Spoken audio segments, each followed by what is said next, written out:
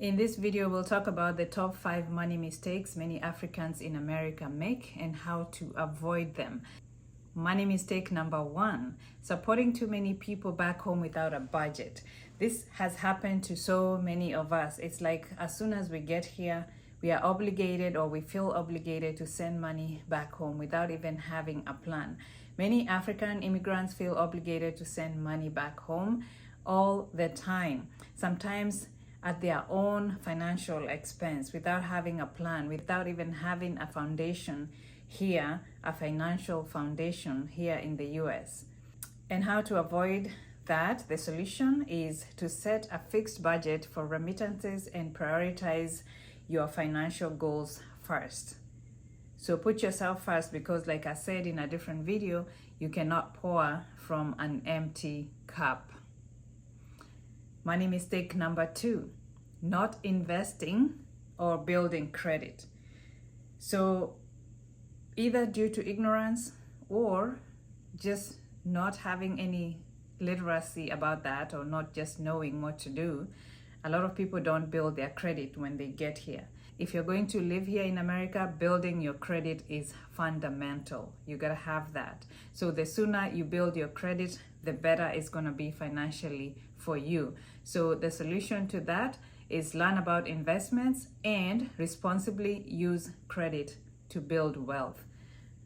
Leverage on that. Leverage on credit. But make sure you're not misusing your credit. Mistake number 3, living above your means to impress others. Keeping up with the Joneses, buying expensive cars, expensive houses, things that you can't afford just because you're trying to keep up with the rest of the people, the rest of the Africans in the community. So the solution to that is always have a budget, live within your means, and prioritize financial freedom over appearances. Handle your business first. Make sure you're okay in your own household before you start spending money on flashy things that you can't afford. Mistake number 4, not understanding taxes and financial literacy. A lot of people don't understand money.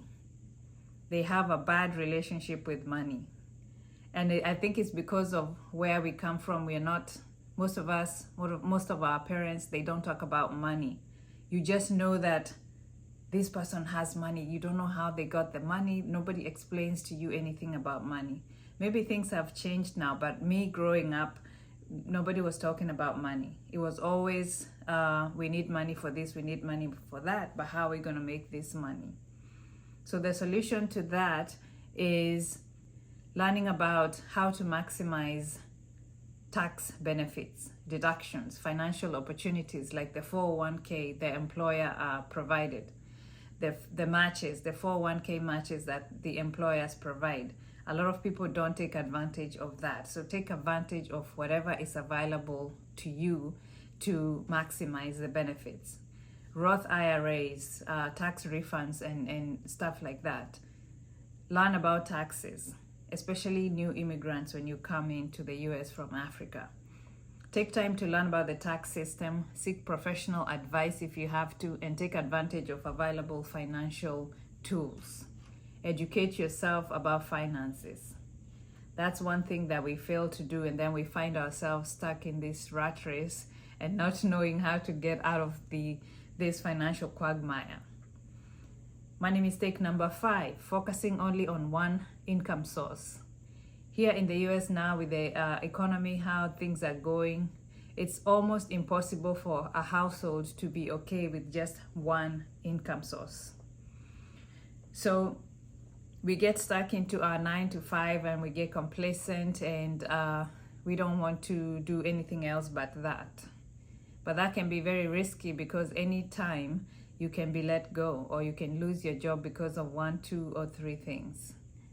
So the solution to that is to look inside yourself and find out what can you do to get a side hustle. What kind of side hustle can you do to get another source of income? What kind of investments can you get into? Real estate or entrepreneurship? What kind of a business can you start so that you're not only depending on your 9 to 5? How can you increase your financial security and wealth? Because as we have learned during this financial journey that I'm taking, this 9 to 5 income is not going to be enough and is not going to build you wealth. The takeaway here is that financial freedom here in America requires strategy, it requires discipline, and it also requires long-term planning. So as you go through your financial journey, and as I also go through my financial journey, I hope that we'll avoid these mistakes. As a beginner, if you're just coming into the US as a beginner, as a new fresher in the US, I hope that you take these points into consideration. So as we continue on our financial freedom journey, I wish you good health and wealth. See you guys later.